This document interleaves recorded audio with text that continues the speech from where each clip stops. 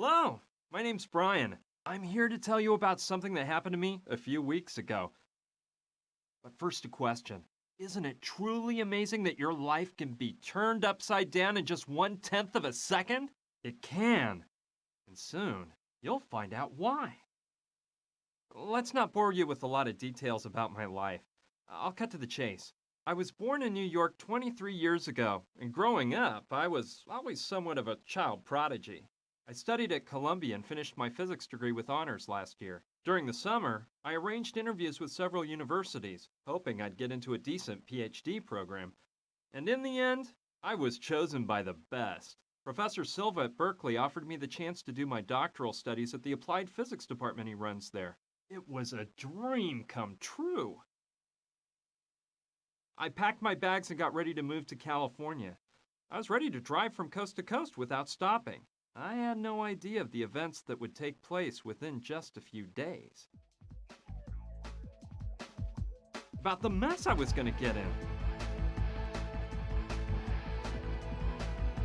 Strange people about to cross my path. The hundreds of dangers lurking behind every corner. Yes, it was quite an adventure. Let's go back to the beginning. As I told you, my old car and I were ready to go to California. I decided to take off at night and get a few miles behind me before dawn. I said goodbye to my parents, my sister, and my dog, and I got behind the wheel. That's when I remembered I forgot to pick up a book I'd ordered at a bookshop downtown in Manhattan. Luckily, it was one of those bookstores that stays open 24/7, so I decided to grab the book on the way. I could have asked them to mail it to me once I got to California, but no, I decided to go into Manhattan and get it myself. That one detour changed my life forever.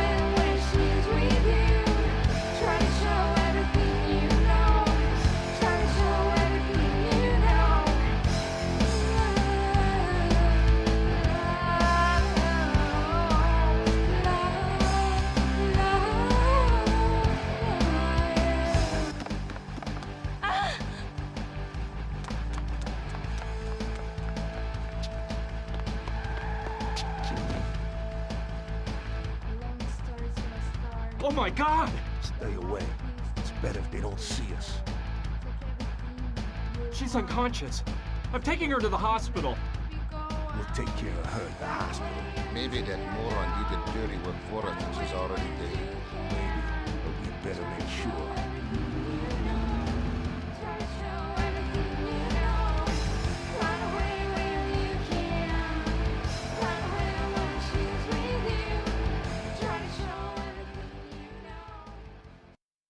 did.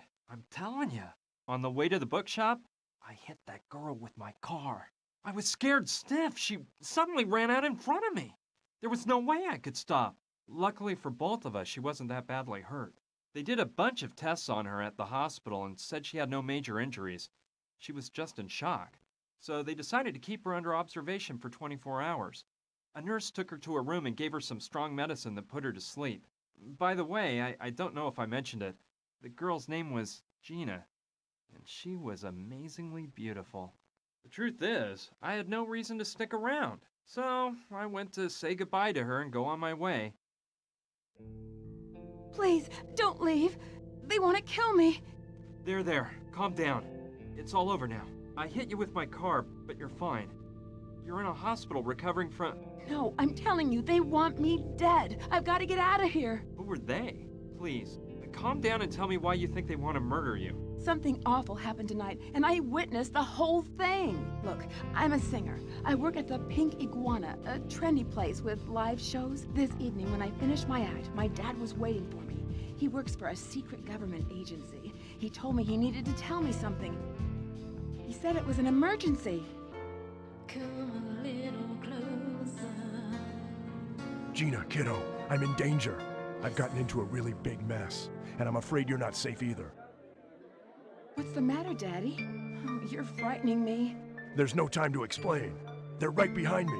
I need you to keep this crucifix, and no matter what happens, don't let them find out you have it. You can't trust anybody, not even the police. But Daddy, please, tell me what's going on. They're here. Quick, grab the crucifix, and don't let them see you with me. It was awful. Some guys pulled my dad away and took him into the storeroom. I scrambled away just in time and got the crucifix without them seeing me. I followed them to the storeroom. They tied my dad to a chair and violently started interrogating him. These two henchmen wouldn't stop hitting him, and my heart froze when I saw who was giving the orders. The Sandretti brothers. The famous mafia bosses? How'd your dad get mixed up with those guys? I don't know, but they... Get him to tell you what he knows.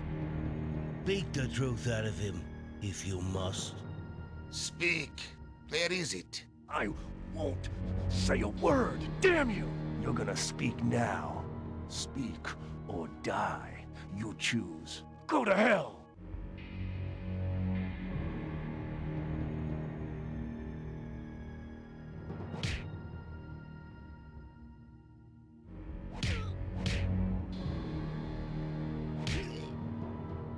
It seems our friend doesn't want to cooperate. What a shame. So, we got a tough boy on our hands. You're not easily convinced, huh? Boys, maybe you're being too soft on our little hero. Did you hear that? The boss says we're being softies. Yeah!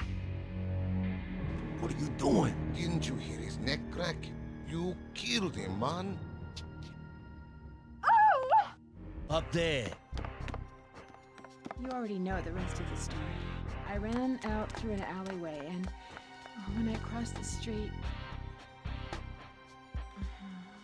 Please, don't leave me. They'll kill me. Don't worry, just rest for now. Go to sleep. I won't leave you. She fell asleep. Those tranquilizers must have taken effect. What a story. I don't know what to think. The poor thing is probably in shock from the accident. I bet she dreamt all this. But what if it's true? What if her life really is in danger? I can't just leave her here and forget all about it. I'd never forgive myself if something happened to her. Okay, that's it.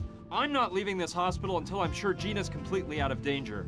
But how are you supposed to act in a situation like this?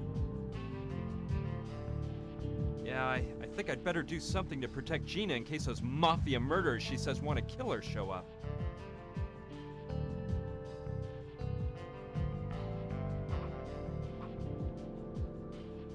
Help fight AIDS. Organ donors needed. She's sleeping so peacefully.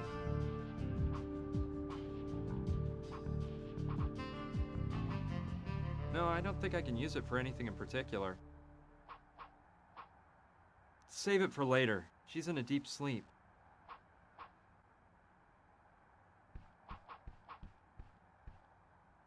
It contains a description of her injuries and the name of her doctor. I better not. If someone came in, they might get suspicious if they see the chart is empty.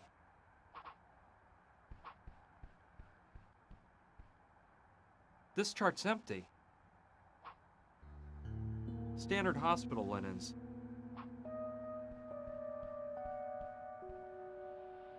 This could be useful. It belongs to Gina. She was carrying it when I ran her over.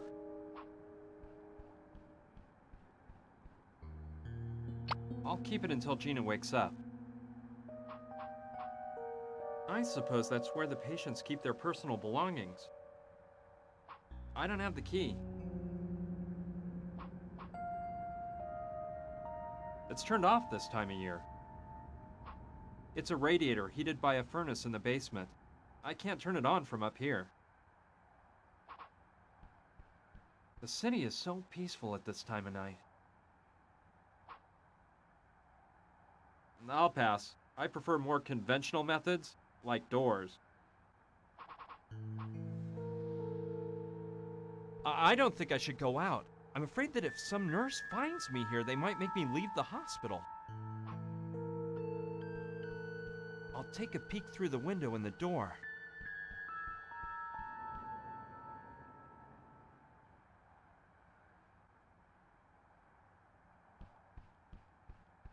All clear.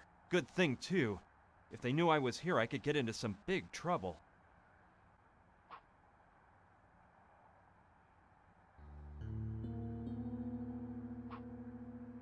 It sprays water in case of fire. I can't reach it. Besides, I think it's only activated by heat.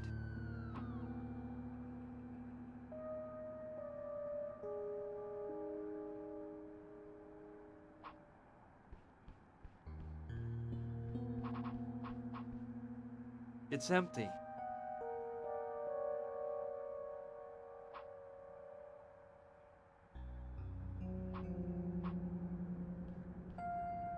Those are the same kind of sleeping pills Gina took. Snoozitol, one of the finest brands on the market. It's cracked. Gina must have broken it when she took that sleeping pill.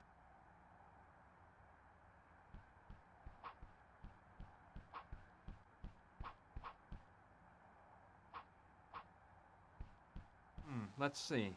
It's a map of this floor of the hospital. Here's the room I'm in. Here's the hall, and if I'm not mistaken, across the hall and just to the left of this room, there's a storeroom. That could be interesting. I don't need to take it down. I can see it fine from right here.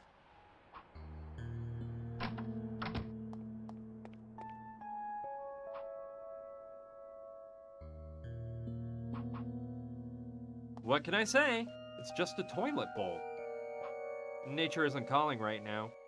And yes, I admit I'm pretty shy about doing certain things in public, okay? Out of order. Well, I'm afraid the shower's out of order. There aren't even any faucets. Nah, I don't see what I could use that for. The faucet hasn't been attached to it, so it must be dry. It's impossible to pull that out. It runs inside the wall. It's one of those wastebaskets that opens up when you step on the lever.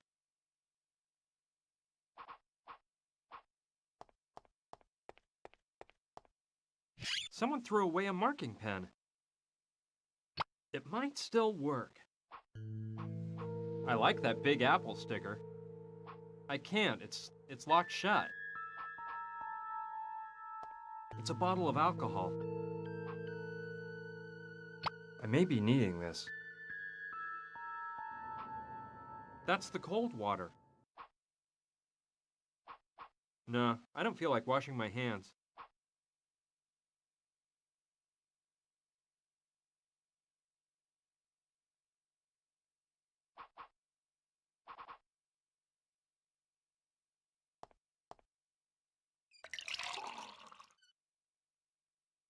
The glass is cracked, but I think it can still hold water for a little while.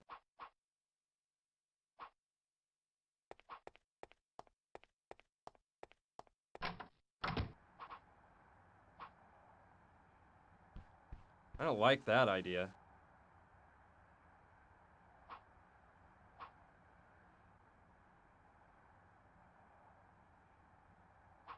It's cracked. Gina must have broken it when she took that sleeping pill. I'd rather carry the alcohol inside of the bottle. It's safer that way. You won't get anywhere doing that.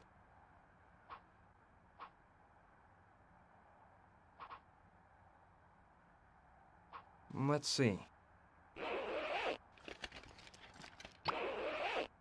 A matchbox I might be able to use. I don't like that idea.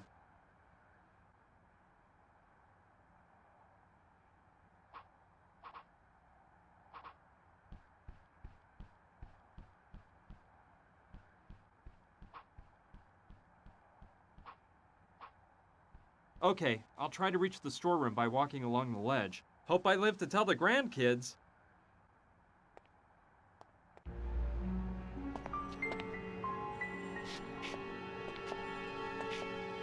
Yikes!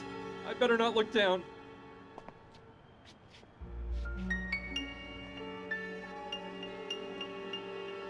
I almost didn't make it. So, the map was right. This is the storeroom. Let's see what I can find in this dump.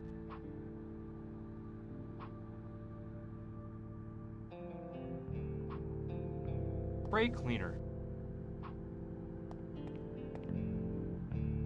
This could be useful. A box of syringes. I'll grab one. It's empty. They contain all sorts of medical equipment. I don't need any of that. They're the pillows used in the patient's beds. I'll take them both. Well, they're big and very fluffy. They contain all sorts of medical equipment. I don't need any of that.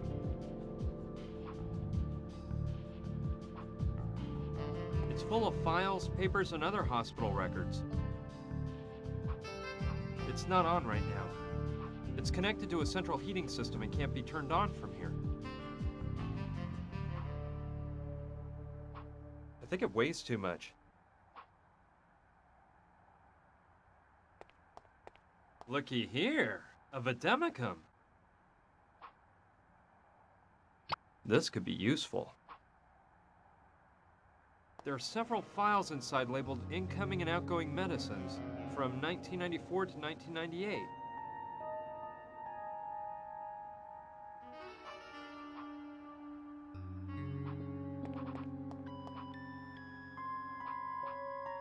There are several files inside labeled incoming and outgoing medicines from 1994 to 1998.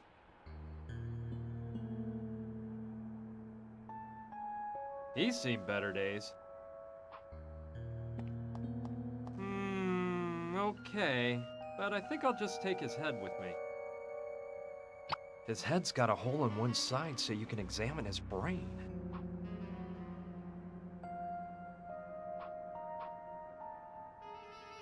The drawers are locked shut. I think it weighs too much. I don't know what's inside, but they give me bad vibes. I don't want to catch some tropical disease. It's some kind of stand used to hang the little bottle of serum on a hook.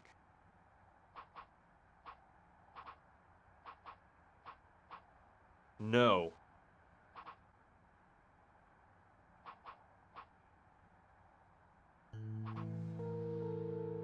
Too bad it's empty. I don't think I'll be needing it.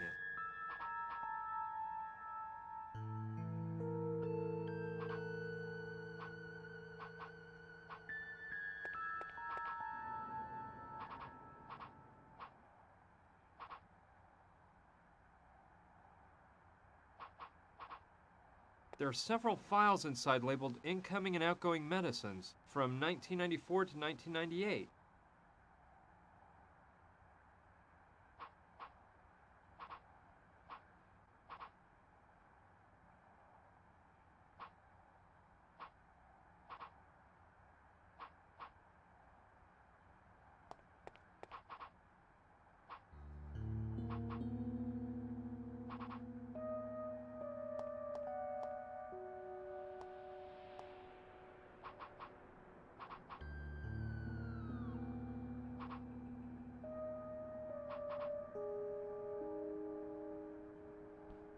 They might notice this isn't an actual human head.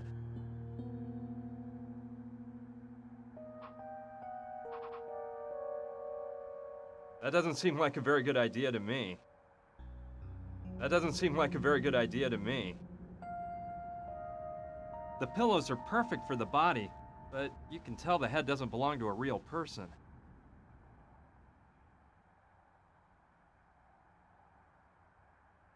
That doesn't make sense.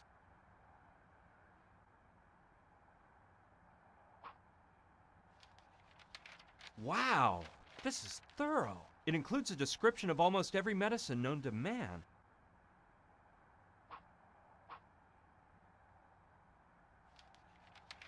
Wow, this is thorough.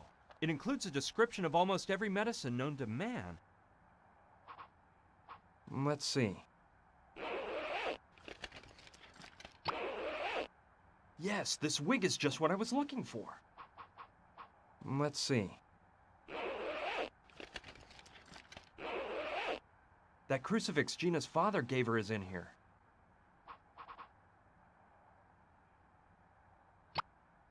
Perfect. That way no one can see the hole in his head.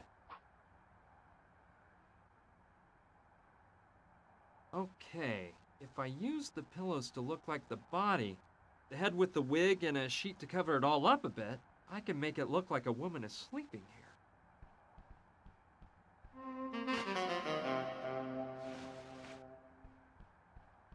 That should do the trick. She's perfect for the part.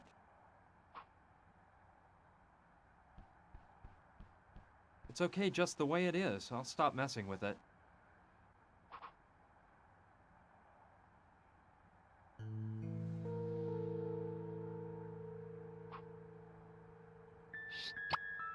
Now the syringe is full of alcohol.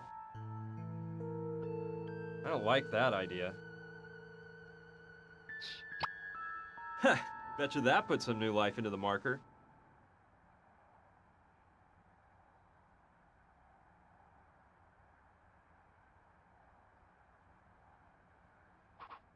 That doesn't make sense. I don't get it.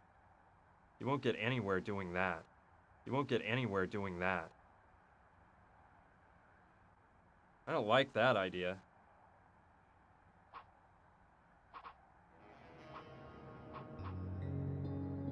It's used to call the nurses. I don't need a nurse right now.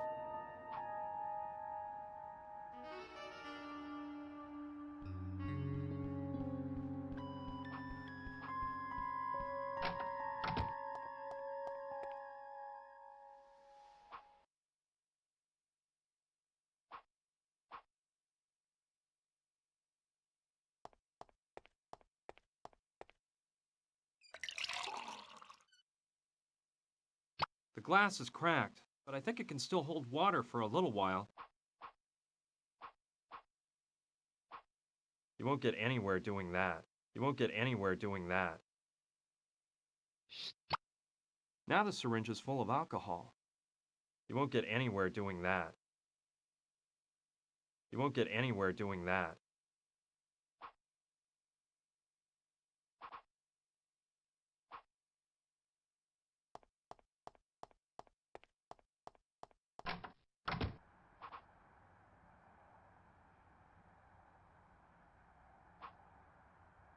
You won't get anywhere doing that.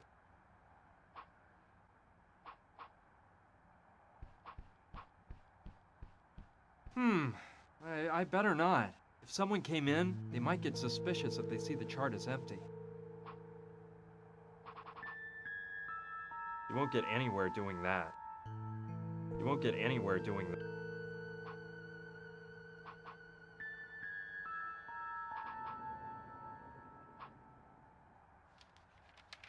Wow, this is thorough. It includes a description of almost every medicine known to man.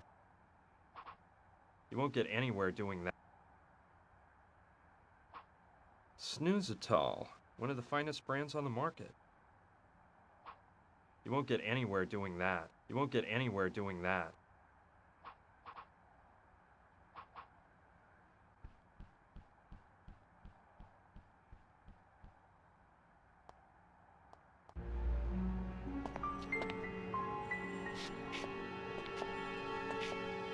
Yikes! I better not look down.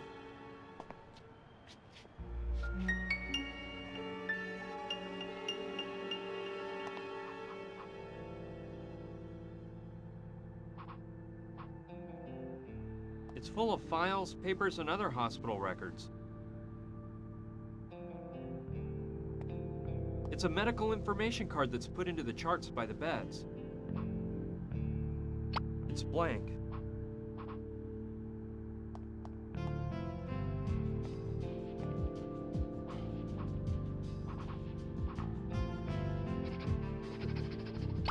Good.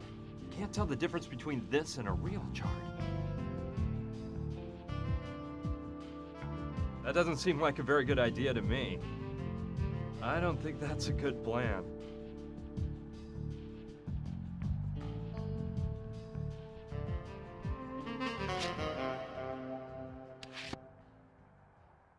Good. That way nobody will know it's Gina lying in this bed.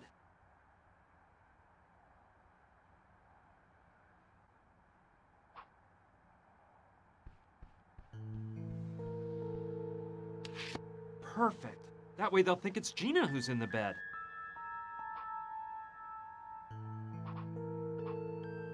I'd better just let her rest.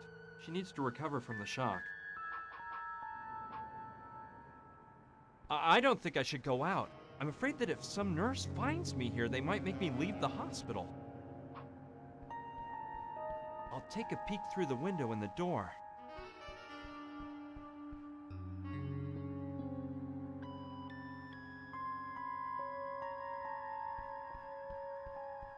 All clear. Good thing, too. If they knew I was here, I could get into some big trouble.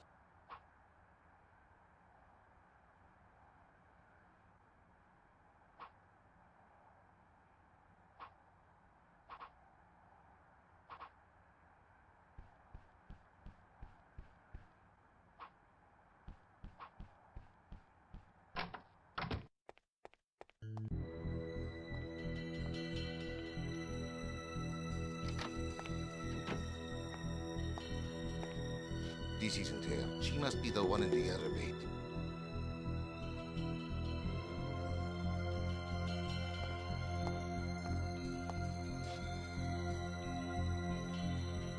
Yes. Say goodbye to the world, you little tramp. Hey!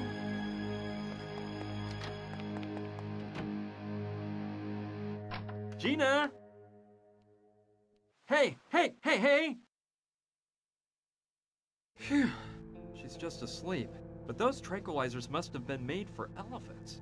Well, the important thing is, the trick worked and they shot the dummy in the other bed. So everything Gina told me was true. They actually do want to knock her off. It wasn't just her imagination. Okay, let's calm down, Brian. Right now, they think she's dead, which will buy us a bit of time. But we can't waste a minute. I gotta wake Gina up and get her out of this place before they find out she's alive and well. Thank goodness that murderer didn't notice it wasn't the real Gina.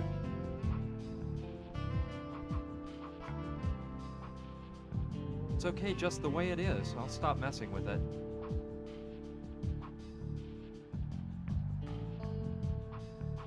Let's see. There's a lot of stuff in there, but for now, nothing interests me. You won't get anywhere doing that. You won't get anywhere doing that. That doesn't make sense.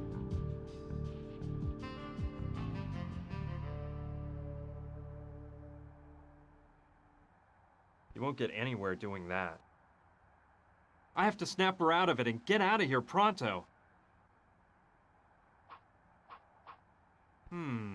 Not a good idea. I can't trust anyone right now.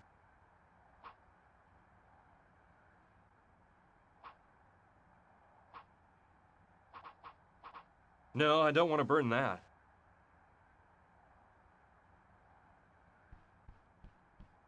I don't see why I would want to set off the sprinkler. That'd just get me soaking wet.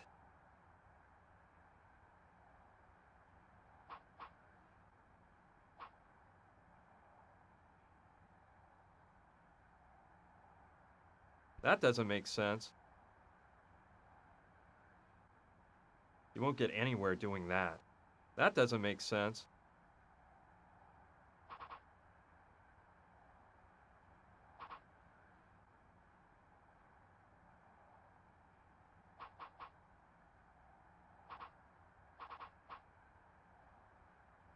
Not without waking Gina up first. Those killers could still be lurking around.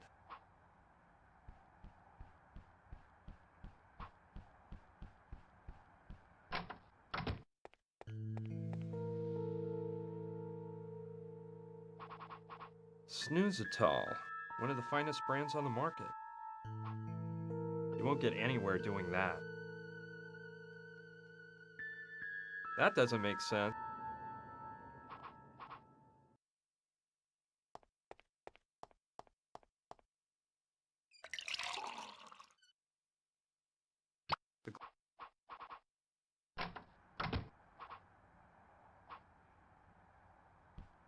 Too late. There isn't a drop of water left in the glass.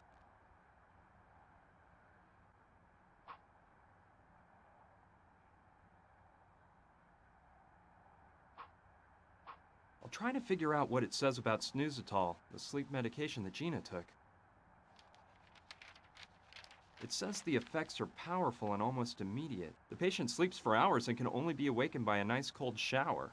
I don't think I'm strong enough to lug Gina into the shower, so I'll have to come up with another way of pouring cold water on her.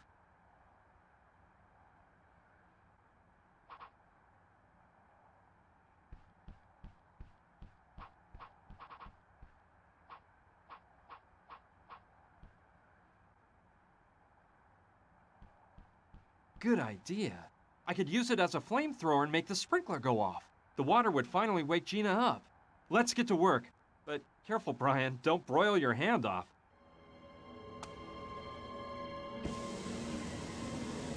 Ouch! Ow! Ah! Now you wake up. Hurry, we've got to exit. Stage left at once. But what's going on?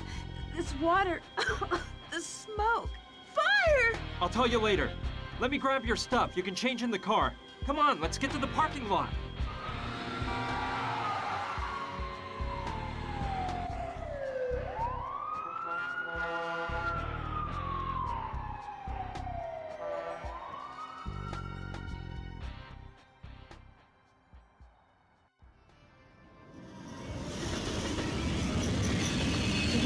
Awful killer to shoot a dummy instead of shooting me?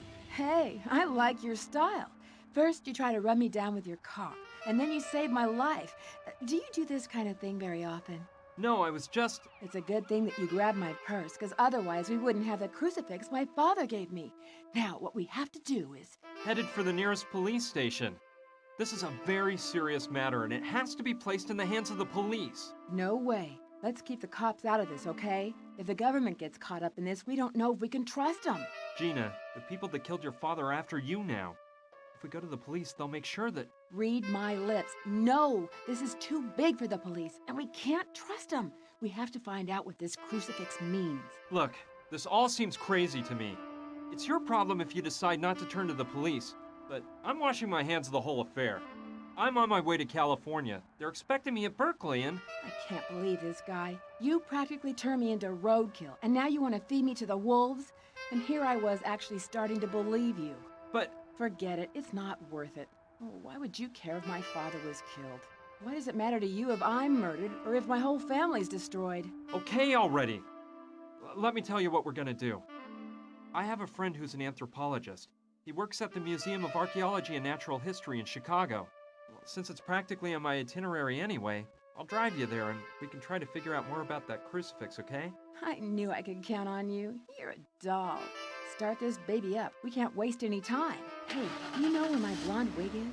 I was carrying it in my purse, and now I can't seem to find it.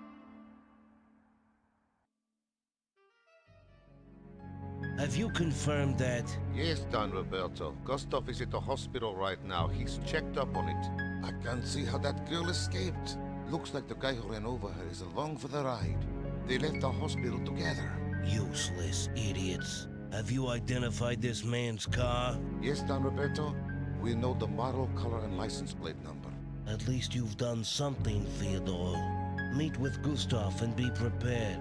As soon as we locate the vehicle, you're gonna go after them. Whatever you say, Don Roberto. I assure you, we won't let them ditch us again. I hope not. Don't worry, Roberto. Those two couldn't have gotten very far.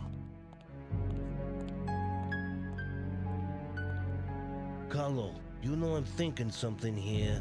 I'm almost glad that girl's still alive. What do you mean? That girl witnessed what happened, and if she talks, we're in big trouble. I know that, but it's obvious she hasn't gone to the police. I wonder why. I don't know. Maybe she's there right now. I'll bet you $1 she won't stew on us. You know why? 'Cause she knows something. I think our men spoke with her before that animal Gustav broke his neck. Besides, why else would she have been in the storeroom? Yeah, you may be right, brother. In which case, we gotta make her spill the beans. See what she knows. You're right, Carlo. We'll do that. Now we gotta get out the warning to all our boys out there. Make sure everyone's on the lookout for that car. I guess there's no other excuse for getting involved.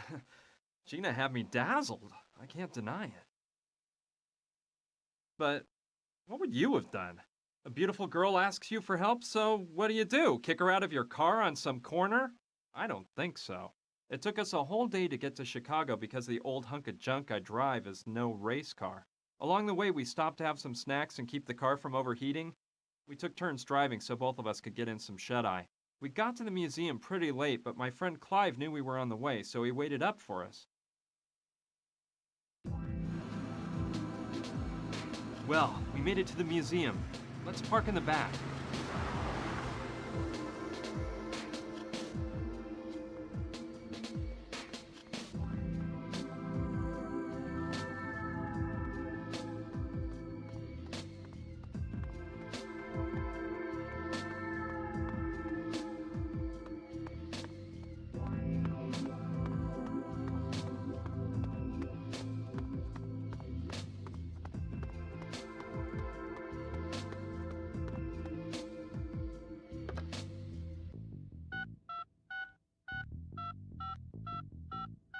Ricky?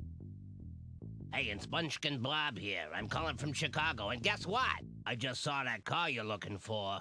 I swear I haven't had a drink, and I'm sure it's the same car. Yeah, a dopey-looking guy with some gal. They went into the Museum of Archaeology and Natural History. Sure thing, I'll tail them. So, you're trying to find out the precise origin of this crucifix. It must be quite important for you to have come all the way here at this time of night. It really is, Clive, but there's no time to explain.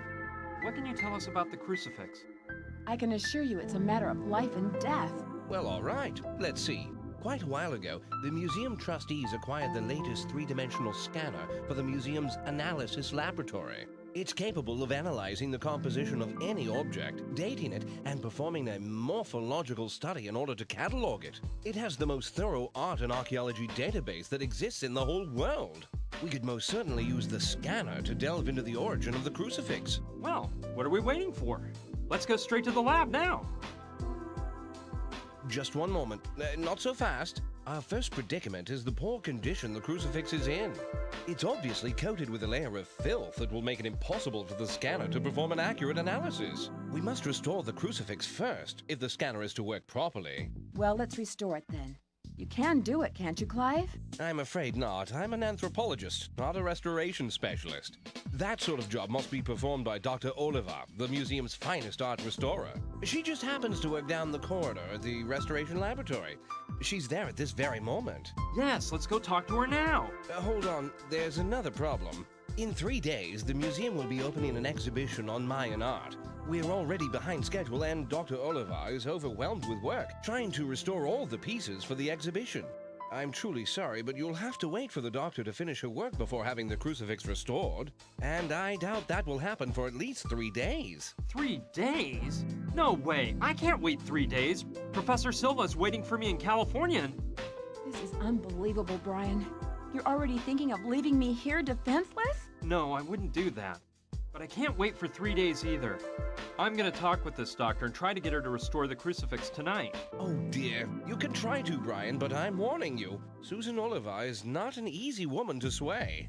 If I were you, I certainly wouldn't dare make such a proposition until she's completed all her work for the exhibition. Well, I have to try.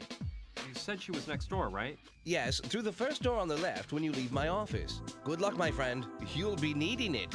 Listen here, Gina. What do you say if we take a little stroll around the museum and I show you some of its hidden mysteries? A stroll? I see you haven't changed a bit, Clive. Anyway, we'll meet up here in a little while. I don't know. Well, all right. Let's take a stroll.